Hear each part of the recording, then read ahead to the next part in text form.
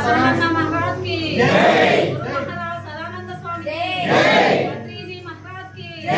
पत्री जी महाराज की जय। वनमाला अम्मा की जय। सतगुरु साहब महाराज की जय। श्री सदानंद महाराज की जय। सदानंद की जय। पत्री जी महाराज की जय। पत्री जी महाराज की जय। सदानंद स्लोगन्स बनी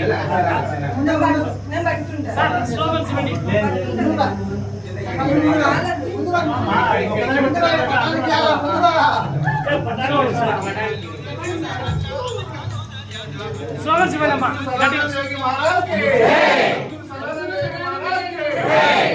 सदानंद महाराज की जय। पत्री जी की जय। पत्री जी की जय। पत्री जी की जय। आप తీసుకోండి అమ్మా ఇచ్చితో దగ్గరికి వచ్చి బాగా తీసుకోండి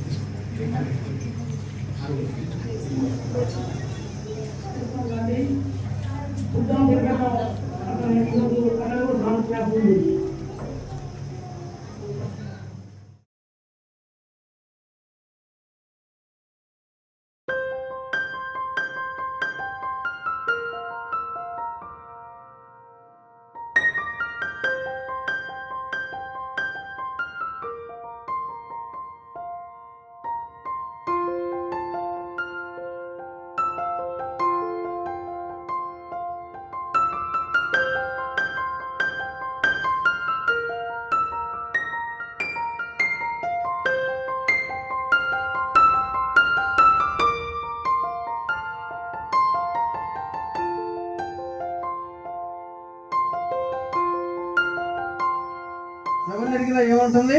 ధ్యానం మంచిదే కానీ మాకు వీలు లేదు సార్, సమయం ఉండలేదు, కుదరట్లేదు, టైం లేదు అంటారు. ధ్యానం చేయటానికి ఉండదు వీలు, ధ్యానం చేస్తే వంగుతుంది మీ కీలు, ధ్యానం చేయటానికి సహకరించదు మీ తోలు, ధ్యానం చేస్తే జరుగుతుంది ఎంతో మేలు, అందుకే పలకాలి ధ్యానానికి జేలు. అలలకు అదుపు లేదు, అలలకి ఏమైనా ఆగంటే ఆగుతాయా? అలలకు అదుపు లేదు, కళలకు రూపు లేదు, శిలలకు చూపు లేదు, మనసుకు భాష లేదు, ఆత్మకు చావు లేదు, ధ్యానానికి అలుపు లేదు. ఏ పని చేసి కలిసిపోతాం, ధ్యానం 8 గంటలు చేసిన అలుపు సలుపు ఉండదు అవునా? శ్వాసలు పెరిగితే ఆయాసం, శ్వాసలు పెరిగితే ఏమొస్తాయండి?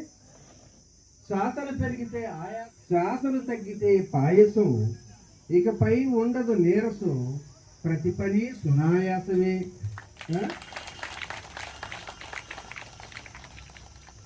పచ్చదనం ప్రకృతికి అందం, మంచితనం మనిషికి అందం, ధ్యానమే జీవితానికి అందం, పిరమిడ్ ధ్యానమే విశ్వానికి అందం. ధ్యానాలు విశ్వసితే వేరు.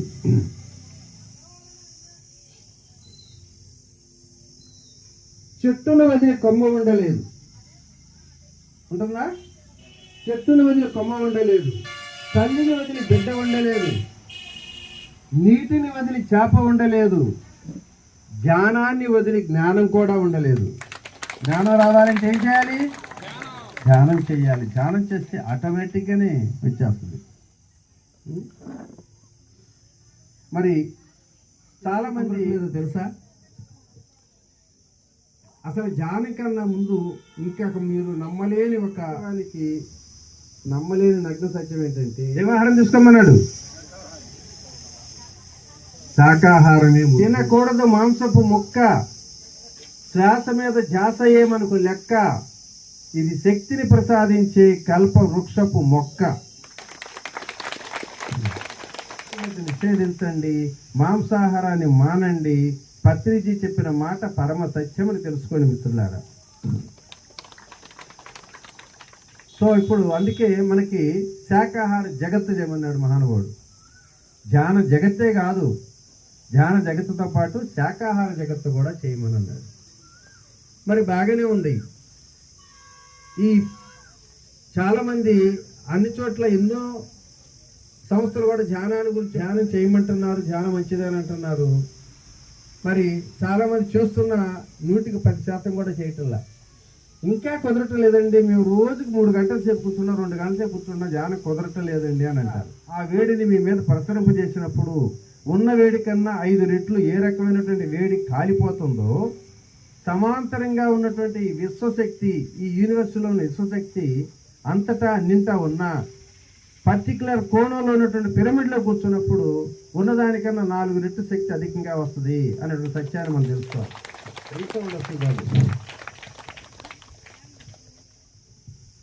కాబట్టి మామూలు కన్నా కూడా పిరమిడ్లో కూర్చున్న శక్తి అద్భుతమైన శక్తి వస్తుంది. పిరమిడ్ అంటే ప్రార్థన చేసే చర్చి కాదు, నమాజు చేసే మసీదు కాదు, పూజ చేసే దేవాలయం కాదు. ఇది ఒక విశ్వాలయం, ఇది ఒక శక్తి ఆలయం, జ్ఞానుల నివాసం. ఇది అద్భుత శక్తుల ఆవాసం. దీనితో పొందాలి సహవాసం. ఇది ఆరోగ్యాన్నిచ్చే సుందర వనవాసం.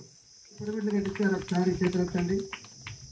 1 2 3 4 5 6 7 అబ్బో 8 అమ్మో చాలా మంది ఉన్నారుగా. సో వీళ్ళంత జీవితాలన్నీ ఎంత అద్భుతంగా మారుతాయో ఒకసారి వాళ్ళ అనుభవాలు తెలుసుకుందాం. ఓకే.